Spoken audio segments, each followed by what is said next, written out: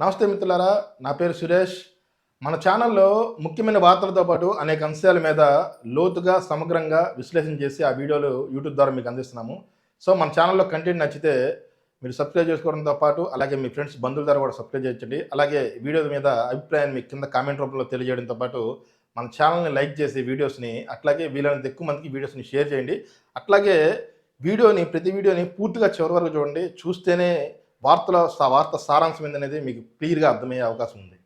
Tadipatri municipal chairman, అట్లాగే TDP senior నాయకుడు జేసీ ప్రభాకర్ రెడ్డి గారు తెలియని వారు ఎవరు ఉండరు రాష్ట్రంలో. మేబీ నాకు తెలిసి ఈయన రాష్ట్ర వ్యాప్తంగా అందరికీ సుపరిచితులనే చెప్పుకోవాలా.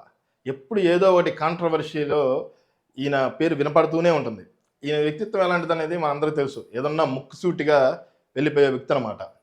అధికారి పెద్ద స్థాయి అధికారా, చిన్న స్థాయి అధికారా, పెద్ద స్థాయి లీడరా, చిన్న స్థాయి లీడరా అనేది ఆయనకి సంబంధం లేదు.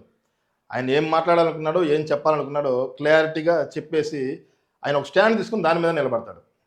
అయితే తాజాగా ఈయన నిన్న ఒక కలెక్టర్ని కలిసి బయటకు వస్తున్న సమయంలో కొంతమంది మీడియా రిపోర్టర్లు ఈయన్ని కలిసి ఆయన చేత మాట్లాడించే ప్రయత్నం చేశారు.